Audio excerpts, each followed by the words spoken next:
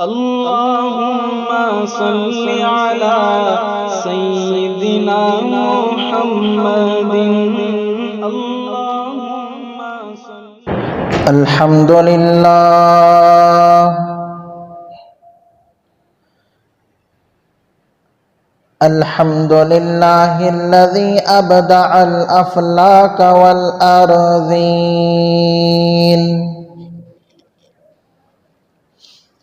والصلاة والسلام على من كان نبيا وآدم بين الماء والطين،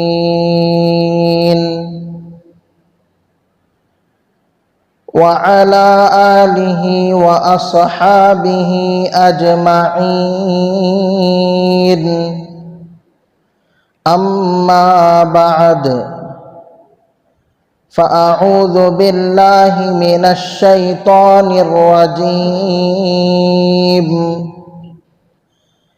بسم الله الرحمن الرحيم.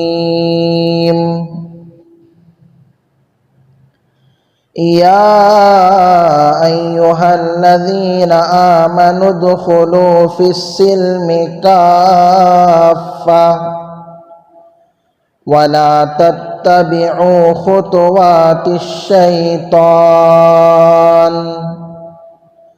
إنه لكم عدو مبين. وقال تعالى في مقام آخر: يا أيها الذين آمنوا لا تتخذوا اليهود والنصارى أولياء. وقال تعالى في مقام ثالث: يا أيها الذين آمنوا لا تكونوا كالذين كفروا. صدق الله العظيم. وقال النبي صلى الله عليه وسلم: من تشبه بقوم فهو منهم، أو كما قال عليه الصلاة والتسليم. اللهم صل على سيدنا مولانا محمد في أول كلامنا. اللهم صل على سيدنا مولانا محمد في أوسط كلامنا. اللهم صل على سيدنا مولانا محمد في آخر كلامنا.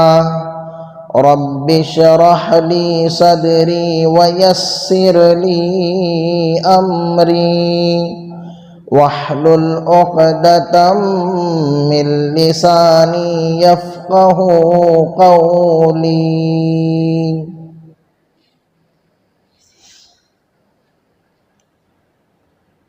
बुजुर्गान मुहतरम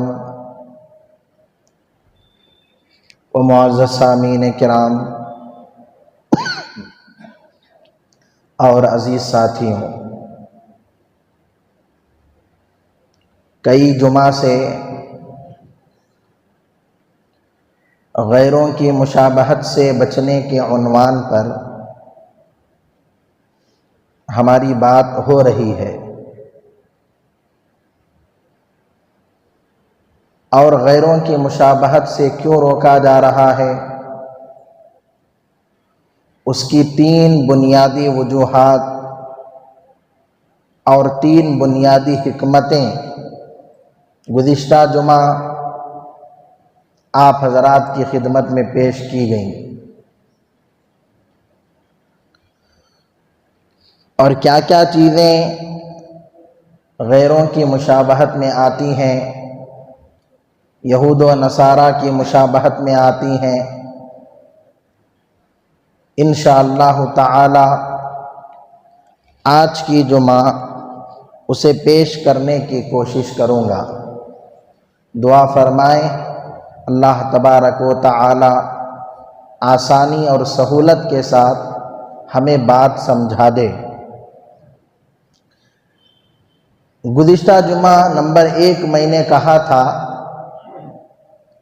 کہ اللہ کے نبی صلی اللہ علیہ وسلم نے اذان و اقامت میں یعنی نماز کو بلانے کے لیے بھی غیروں کا طریقہ پسند نہیں فرمایا، بلکہ اللہ تبارک و تعالی کی طرف سے جو طریقہ بتایا گیا یا جو کلمات دیے گئے ان اذان کے کلمات کو اختیار کیا گیا۔ نمبر 2، اللہ کے نبی صلی اللہ علیہ وسلم نے نماز میں سدل کرنے سے منع فرمایا۔ سدل کسے کہتے ہیں؟ یعنی نماز میں کسی بھی کپڑے کو، رومال کو یا ٹوال کو یا شال کو یا کسی بھی کپڑے کو دونوں طرف سے مکمل اس طرح چھوڑ دینا، یعنی آدمی اگر رکوع میں جائے تو یہ جو حصے ہیں وہ لٹکتے رہیں، اسے سدل کہتے ہیں۔ یعنی آدمی جب رکوع میں جائے گا یہ کنارے یہ حصے وہ لٹکتے رہیں گے۔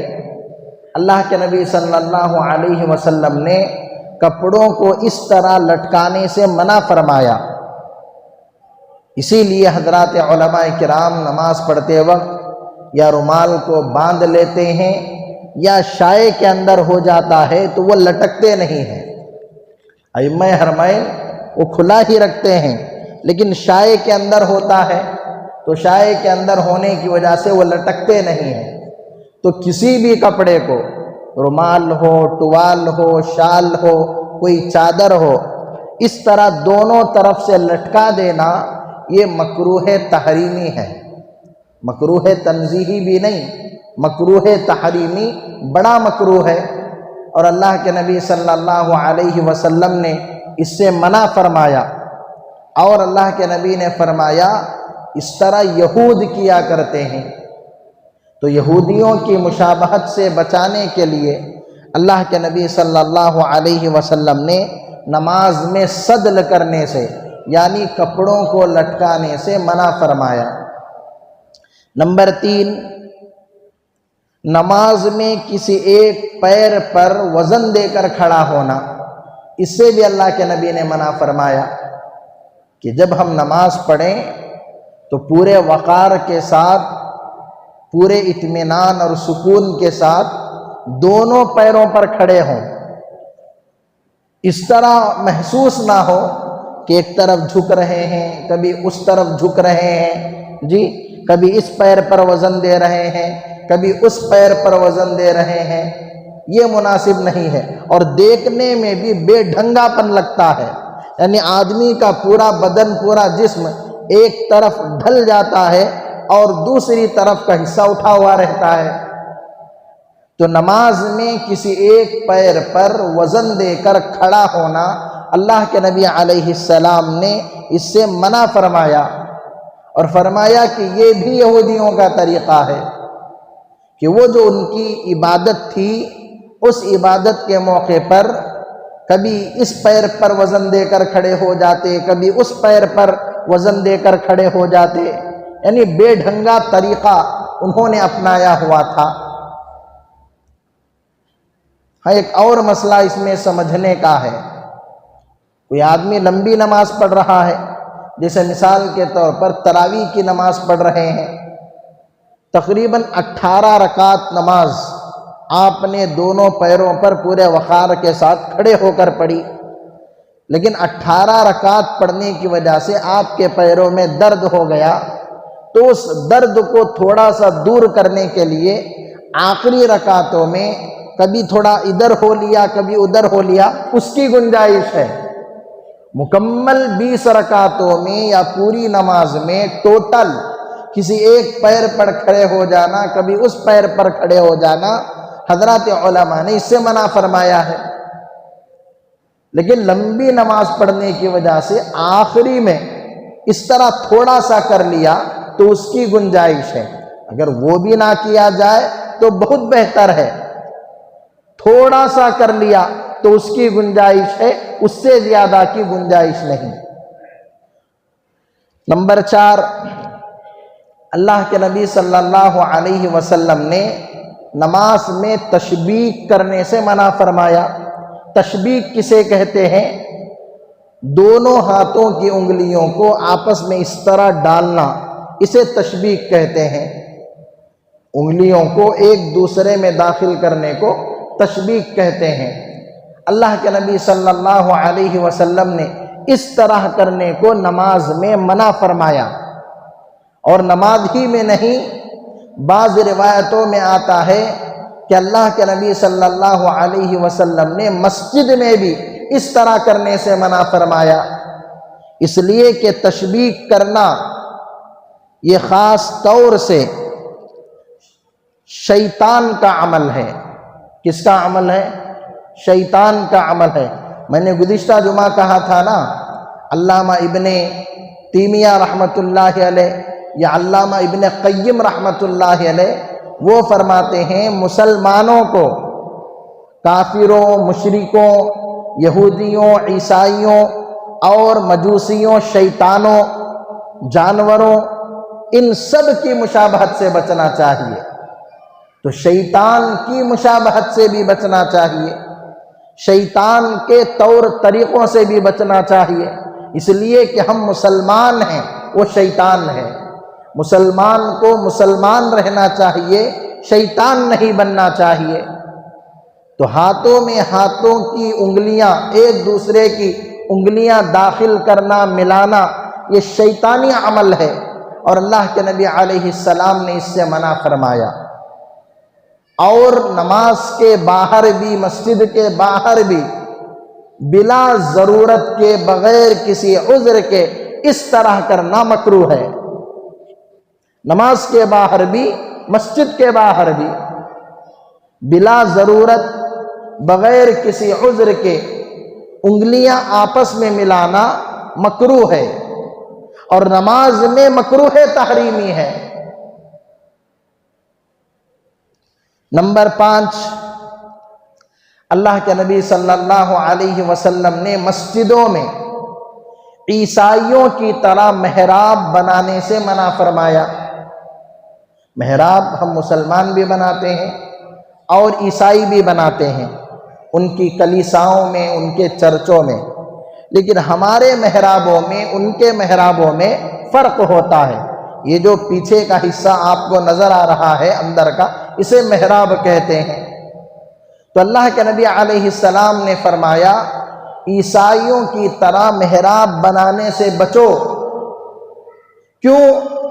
اس لیے کہ عیسائی جو محراب بناتے تھے وہ اس انداز کا بناتے تھے کہ اگر ان کا امام، ان کا پوپ، ان کا پادری، ان کا راہب اس محراب میں کھڑا ہو جاتا تو باہر والوں کو نظر ہی نہ آتا تھا، آس پاس والوں سے بالکل وہ غائب ہو جاتا، چھپ جاتا۔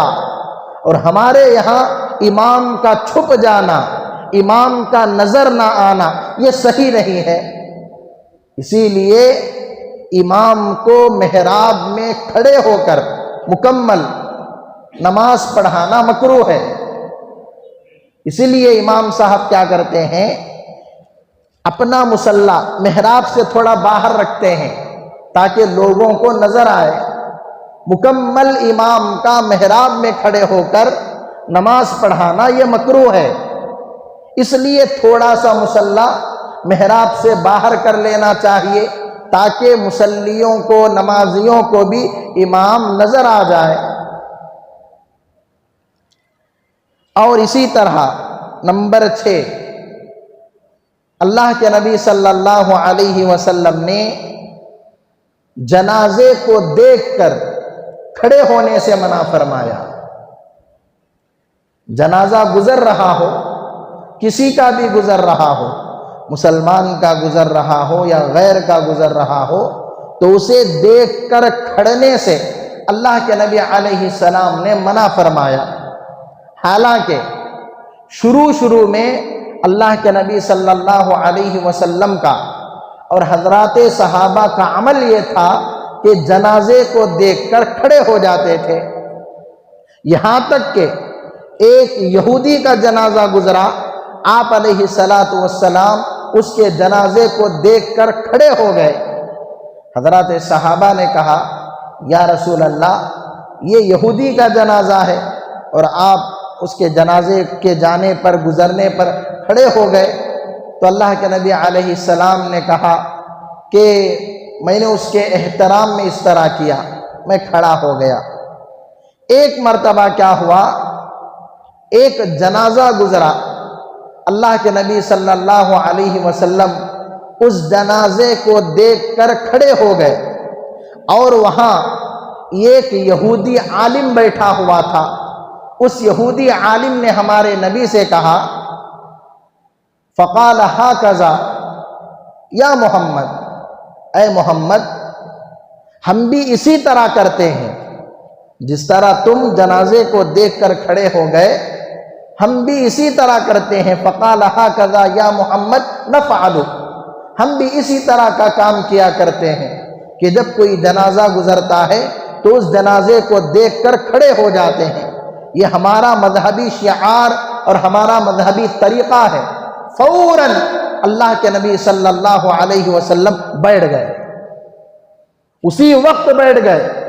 عملی طور پر پریکٹیکلی اللہ کے نبی صلی اللہ علیہ وسلم نے مخالفت کر کے بتائی، اور آپ علیہ السلام نے فرمایا اجلسوا، بیٹھ جاؤ، فخالفوہم، اور یہودیوں کی مخالفت کرو۔ پہلے اللہ کے نبی علیہ السلام کا عمل اور تھا، لیکن جب اللہ کے نبی کو معلوم ہوا کہ یہودی بھی اس طرح کرتے ہیں، تو یہودیوں کی مشابہت سے بچانے کے لیے اللہ کے نبی علیہ السلام نے فرمایا جب کوئی جنازہ گزرے تو اٹھ کر کھڑے نہ ہو جاؤ، اجلسو، بیٹھے رہو اپنی جگہ پر، فخالفوہم، اور یہودیوں کی مخالفت کرو، یہودیوں کی مخالفت کرو۔ جب جب بھی اللہ کے نبی کو معلوم ہوا کہ کوئی عمل، کوئی کام یہودی بھی کرتے ہیں، اللہ کے نبی صلی اللہ علیہ وسلم نے فوراً اسی وقت روک دیا، اسی وقت روک دیا۔ ابھی محرم کا مہینہ آخری پر ہے، یوم عاشورہ کا روزہ ہم نے رکھا۔ اللہ کے نبی کو معلوم ہوا کہ یہودی بھی یوم عاشورہ کا روزہ رکھتے ہیں، تو اللہ کے نبی نے کیا فرمایا کہ ہم ایک روزہ پہلے یا بعد میں ملا کر رکھیں گے تاکہ یہودیوں کے ساتھ مشابہت نہ ہو۔ تو اس لیے مسلمان محرم کے مہینے میں 2 روزے رکھتے ہیں یا 3 روزے رکھتے ہیں، 9، 10، 11، یا 9، 10 یا 10، 11۔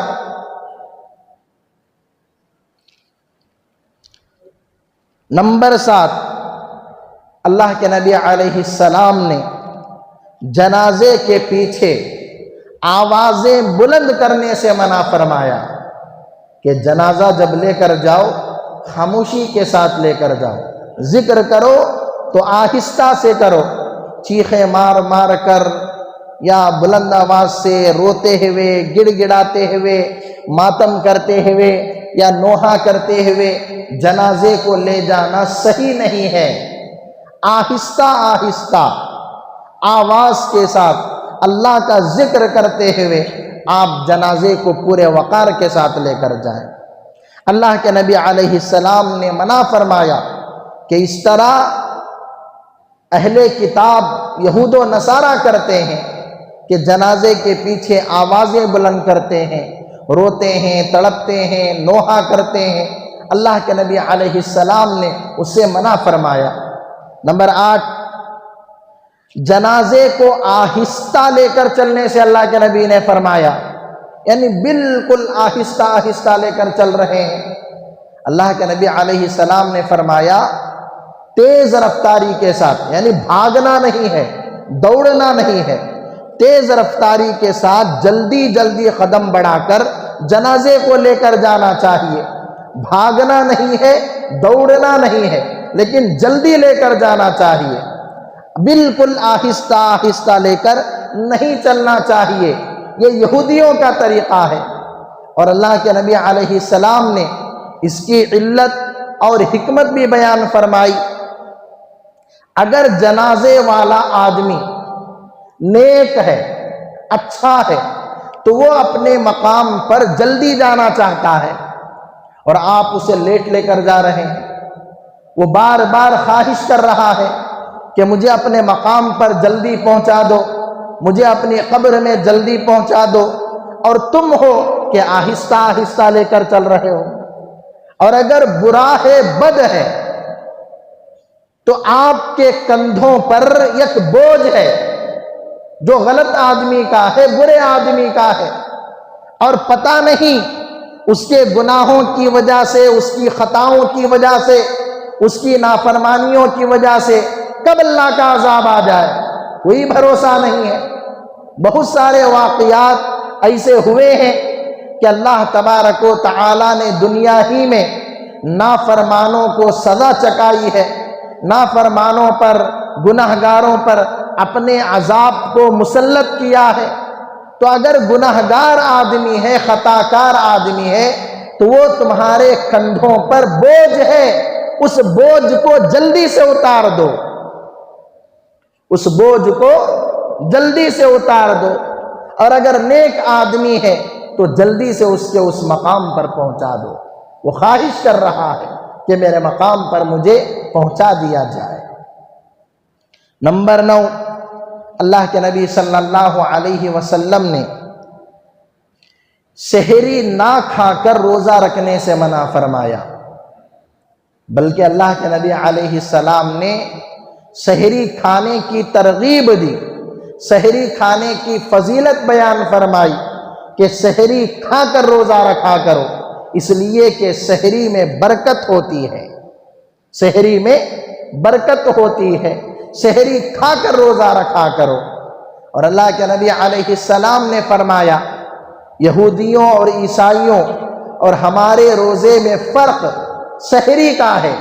یہود و نصارہ سحری کھا کر روزہ نہیں رکھتے، بس وہ ایسا ہی بھوکے رہ جاتے ہیں، پھر شام میں افطاری کر لیتے ہیں۔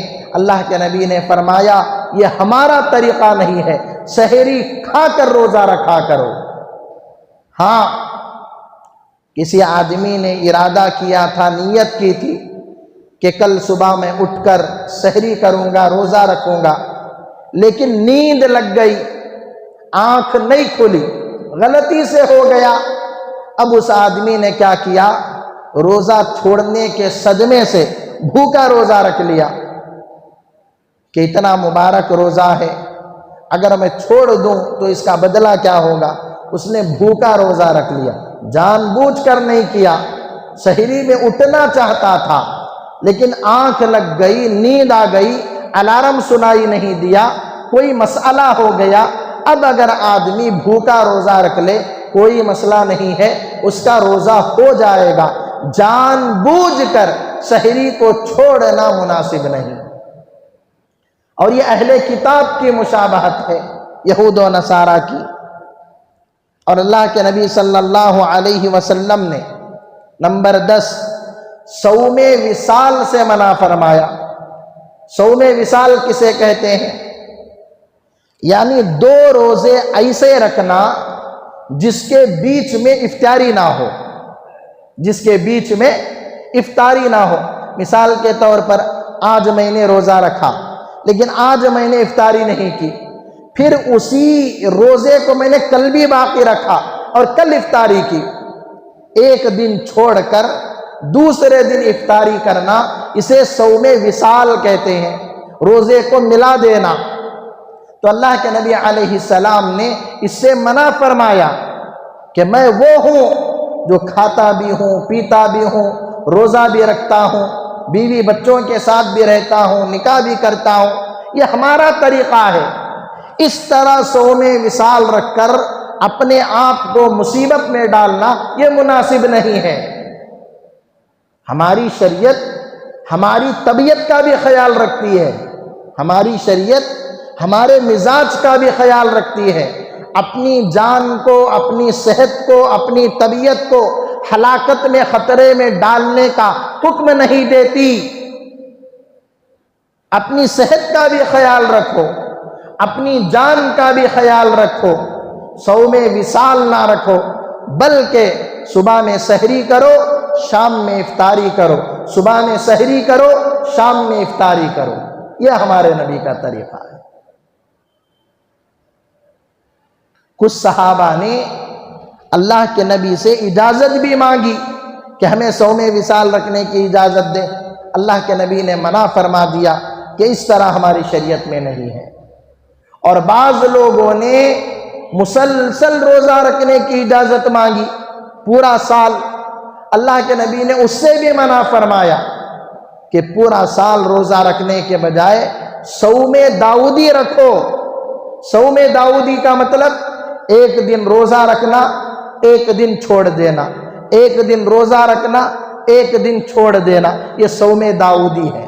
حضرت داؤد علیہ السلام اس طرح روزہ رکھا کرتے تھے۔ یا ایام 20 کے روزے رکھو، ہر مہینہ 3 روزے رکھو، 13، 14، 15 اسلامی تاریخ کے حساب سے 3 روزے رکھیں گے 30 روزوں کا ثواب ملے گا۔ اس طرح 3 روزے ہر مہینہ آپ رکھیں گے، پورا سال روزہ رکھنے کا ثواب آپ کو ملے گا۔ تو صوم وصال کے روزوں سے، یعنی صوم وصال 2 روزوں کو ملا کر رکھنے سے اللہ کے نبی علیہ السلام نے منع فرمایا، اس لیے کہ اس طرح نصارہ کیا کرتے ہیں، عیسائی کیا کرتے ہیں۔ عیسائیوں کی مشابہت سے بچانے کے لیے اللہ کے نبی نے منع فرمایا۔ آپ حضرات غور کریں، عبادتوں میں بھی اللہ کے نبی علیہ السلام یہود و نصارہ کی مشابہت سے بچا رہے ہیں۔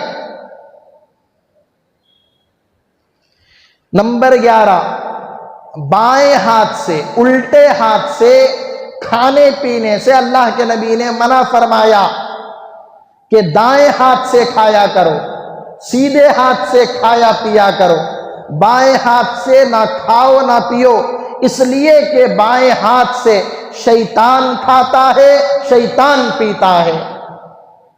تو شیطان کی مشابہت سے، کاپی کرنے سے اللہ کے نبی علیہ السلام نے منع فرمایا۔ نمبر 12، تلفظ کے بغیر، الفاظ کے بغیر اشارے سے سلام کرنے سے اللہ کے نبی نے منع فرمایا۔ آج تو یہ عام ہو گیا ہے، لوگ دور ہی سے سر ہلا دیتے ہیں یا ہاتھ ہلا دیتے ہیں، زبان سے کلمات ادا نہیں کرتے، زبان سے الفاظ نہیں بولتے سلام کے، صرف اشارہ کر دیتے ہیں، ہاتھ سے اشارہ کر دیا، سر سے اشارہ کر دیا، یا صرف اس طرح کہہ دیا۔ یہ یہود و نصارہ کا طریقہ ہے۔ اللہ کے نبی علیہ السلام نے اس سے منع فرمایا۔ قریب ہو، اپنی زبان سے الفاظ نکالو اور ان کو سناؤ، السلام علیکم ورحمۃ اللہ وبرکاتہ، سامنے والے کو سلام کے الفاظ سنائی دیں۔ دور ہے، الفاظ سنائی نہیں دیتے، پھر بھی اپنی زبان سے سلام کے الفاظ نکالو اور ہاتھ سے اشارہ کرو تاکہ اسے معلوم ہو جائے کہ سامنے والا بندہ سلام کر رہا ہے۔ الفاظ ادا کرنے کے ساتھ اشارہ کرنا ہے، بغیر الفاظ کے صرف اشارہ کرنا، سلام کرنا، یہ مناسب نہیں، اور یہ یہود و نصارہ کا طریقہ ہے۔ تو الفاظ کے ساتھ سلام کرنا چاہیے۔ نمبر 13، دھوپ اور سائے میں اللہ کے نبی صلی اللہ علیہ وسلم نے بیٹھنے سے منع فرمایا کہ ایک جگہ ایسی ہے وہاں آدھا حصہ دھوپ پڑ رہی ہے اور آدھا حصہ سایہ پڑ رہا ہے، اس جگہ پر آدمی بیٹھا ہوا ہے کہ اس کا آدھا بدن دھوپ میں ہے اور آدھا بدن چھاؤں میں ہے، سائے میں ہے۔ مثال کے طور پر آدمی کسی جگہ بیٹھا ہے، اس کا اتنا دھڑ جو ہے وہ سائے میں ہے اور ادھر نیچے کا حصہ پیروں کی طرف کا وہ دھوپ میں ہے، تو آدھی دھوپ میں آدھے سائے میں بیٹھنے سے اللہ کے نبی نے منع فرمایا کہ اس طرح نہ بیٹھا کرو، اس طرح شیطان بیٹھتا ہے۔ اس طرح نہ بیٹھا کرو، اس طرح شیطان بیٹھتا ہے۔ نمبر 14، اللہ کے نبی علیہ السلام نے فرمایا کہ مونچھوں کو کتراؤ، مونچھوں کو نہ بڑھاؤ، اور داڑھی کو بڑھاؤ۔ وَعَفُ اللُّحَىٰ خَصُّ الشَّارِبِ، داڑھی کو بڑھاؤ، ایک مشت تک بڑھاؤ، اور مونچھوں کو کترواؤ۔ مونچھوں کو مونڈنا نہیں ہے، کتروانا ہے، ٹرم کرنا ہے، صاف نہیں کرنا۔ یہ اصل سنت ہے۔ مونچھوں کو کترواؤ اور داڑھی کو بڑھاؤ۔ داڑھی کو کتنا بڑھانا؟ ایک مشت تک بڑھانا، ایک مٹھی تک بڑھانا۔ یہ اللہ کے نبی صلی اللہ علیہ وسلم کی سنت ہے، حضرات صحابہ کی سنت ہے، اور صرف ہمارے نبی کی سنت نہیں بلکہ تمام انبیاء کرام علیہم السلام کی سنت ہے۔ داڑھی کو لوگ کیا سمجھتے ہیں؟ ایسی ہی سنت ہے، ایسی ہی سنت نہیں بلکہ داڑھی رکھنا ہر مسلمان پر واجب ہے۔ ایک مشت رکھنا سنت ہے اور داڑھی رکھنا واجب ہے۔ اور داڑھی کسے کہتے ہیں؟ جو ایک مشت ہو یا اس سے زائد ہو، اس سے کم کیسی بھی داڑھی ہو وہ داڑھی میں شمار نہیں ہے، بلکہ وہ داڑھی کا ٹھٹا اور داڑھی کا مذاق ہے، وہ داڑھی نہیں ہے۔ خشخشی داڑھی رکھ لیا، ایک مشت سے کم داڑھی رکھ لیا، چاروں طرف سے کٹا دیا، یا مکمل طور پر پورے چہرے کو صاف کر کے بالکل سامنے تھوڑی سی رکھ لیا، وہ داڑھی نہیں ہے، وہ داڑھی کا مذاق ہے، وہ داڑھی کا ٹھٹا ہے۔ داڑھی منڈانے پر جو گناہ ملتا ہے وہی گناہ داڑھی کا مذاق اور داڑھی کا ٹھٹا کرنے پر ملتا ہے۔ داڑھی یہ کوئی عام سنت نہیں ہے، معمولی سنت نہیں ہے، اسلام کے شعار میں سے ہے، اسلام کی پہچان میں سے ہے، اسلام کی شناخت میں سے ہے۔ تو ہر مسلمان کو اللہ کے نبی علیہ السلام نے داڑھی رکھنے کا حکم دیا۔ وَعَفُ اللُّحَىٰ، داڑھی کو بڑھاؤ، داڑھی کو بڑھاؤ۔ آج لوگ داڑیاں منڈا کر نبی سے محبت کا دعویٰ کرتے ہیں کہ ہم نبی سے محبت کرنے والے، ہم نبی سے عشق کرنے والے، نبی سے پیار کرنے والے۔ نبی کی محبت کی سب سے بڑی دلیل داڑھی تمہارے پاس کہاں ہے؟ نبی کے عشق کا سب سے بڑا ثبوت داڑھی، وہ تمہارے پاس کہاں ہے؟ اور تم جھوٹی زبانوں سے نبی کی محبت کا دعویٰ کرتے ہو۔ داڑھی یہ معمولی سنت نہیں، بڑی سنت ہے اور واجب ہے، واجب، اور تمام انبیاء کرام علیہم السلام کی سنت ہے۔ ایک تو داڑھی کو منڈاتے ہیں، داڑھی کو کاٹتے ہیں، پیشاب پاخانے کی نالیوں میں ان مبارک بالوں کو بہاتے ہیں۔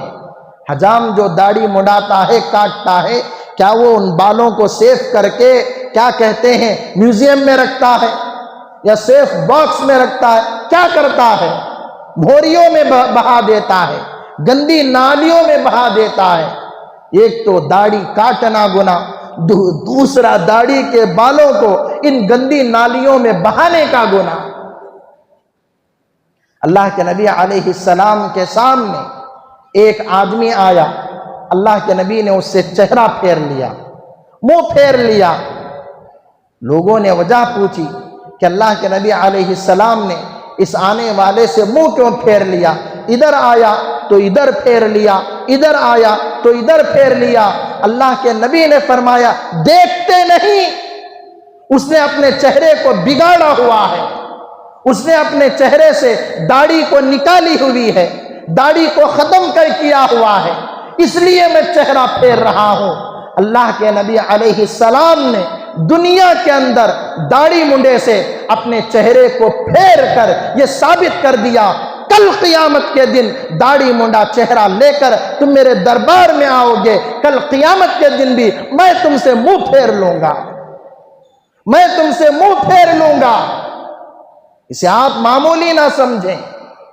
داڑھی رکھنا واجب ہے، ایک مشت رکھنا سنت ہے. اور اللہ کے نبی صلی اللہ علیہ وسلم سے محبت کی دلیل اور محبت کی علامت ہے.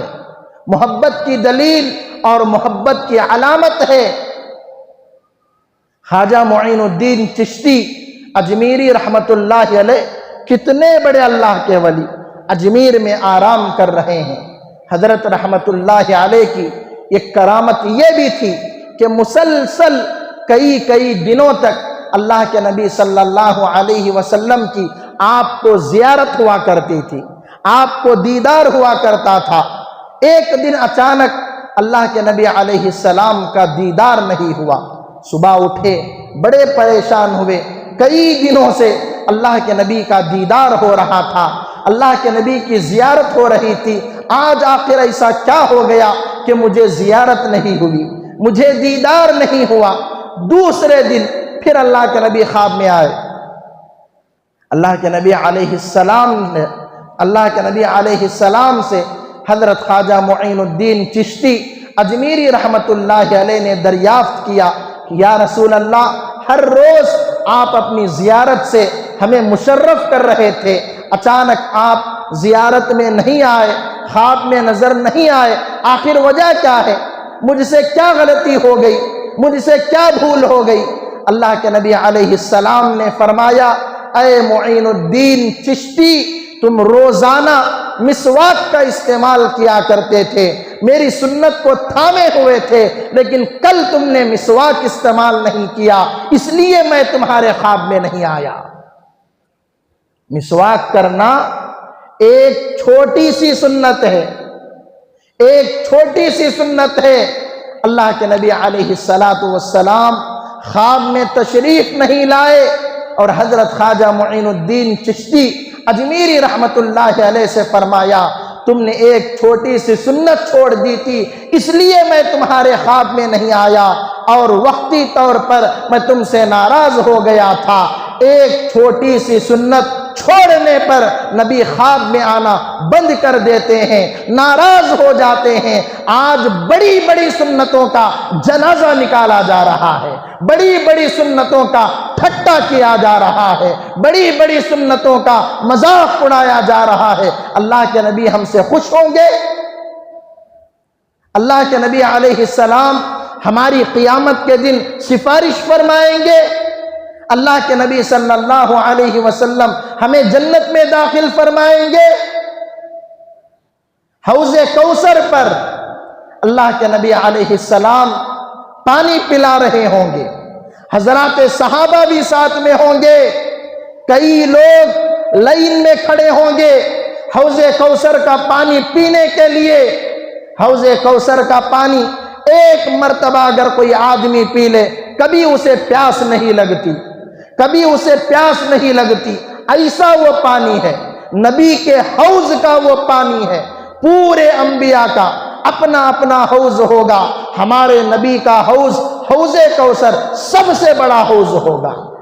نبی پانی پلا رہے ہوں گے، اچانک فرشتے آئیں گے، لوگوں کے درمیان اور ہمارے نبی کے درمیان دیوار قائم کر دیں گے، پردہ قائم کر دیں گے. اللہ کے نبی علیہ السلام فرشتوں سے پوچھیں گے، اے فرشتوں، میں میری امت کو، میرے امتیوں کو پانی پلا رہا ہوں، تم نے دیوار قائم کر دی، تم نے آڑ قائم کر دی، آخر ایسا کیوں کیا؟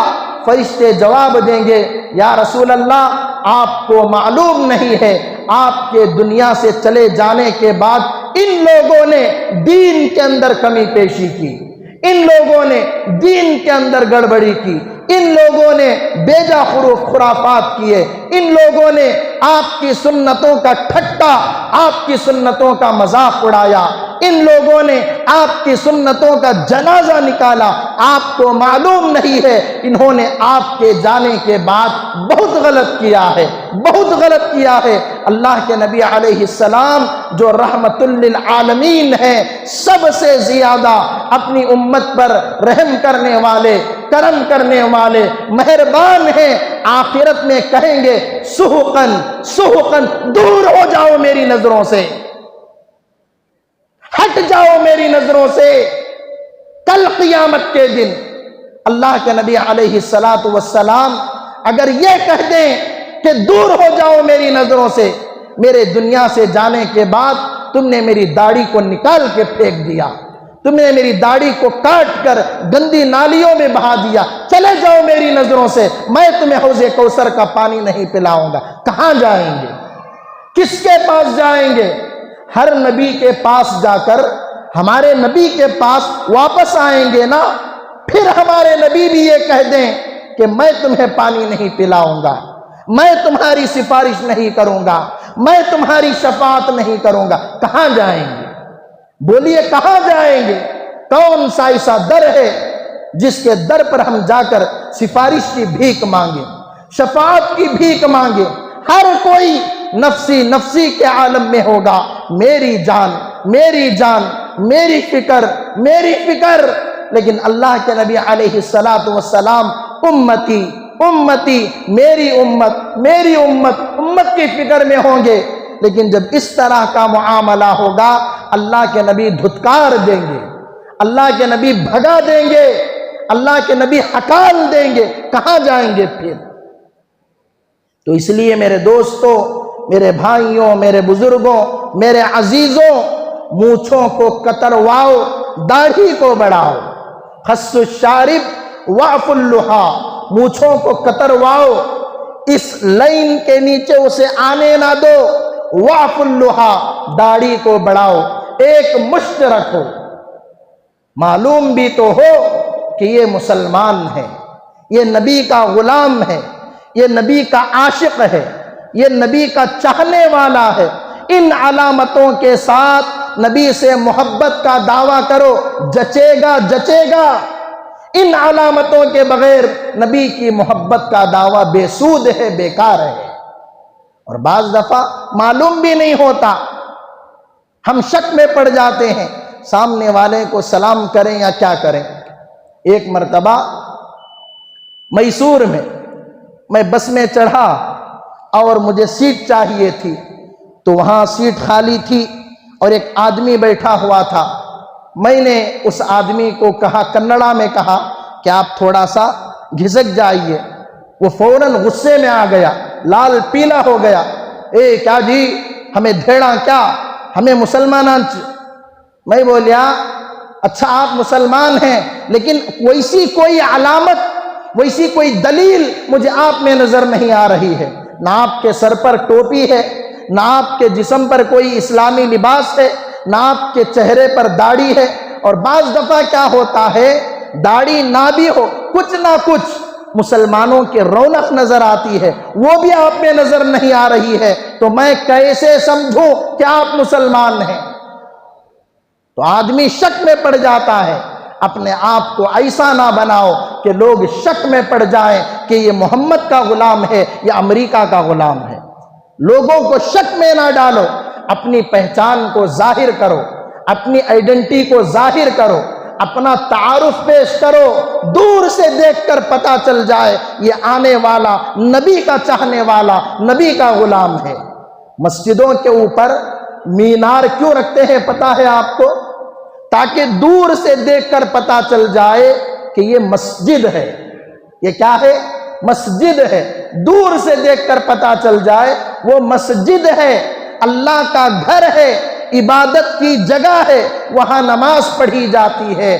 ٹھیک اسی طرح ٹوپی پہننا، داڑھی رکھنا، اسلامی لباس پہننا دور سے دیکھ کر پہچان کرنے والی چیز ہے اور نبی سے محبت کی دلیل ہے. تو یہ 15 چیزیں، 14 چیزیں آج میں نے آپ حضرات کے سامنے بیان کی ہیں، اور بھی تقریباً 10-12 چیزیں ہیں. انشاءاللہ تعالی آئندہ جمعہ آپ حضرات کی خدمت میں پیش کروں گا. دعا فرمائیں اللہ تبارک و تعالی ہم تمام کو کہی گئی باتوں پر، سنی گئی باتوں پر عمل کرنے کی توفیق نصیب فرمائے. آمین. وآخر دعوانا ان الحمد للہ رب العالمین. اللهم صل على سيدنا محمد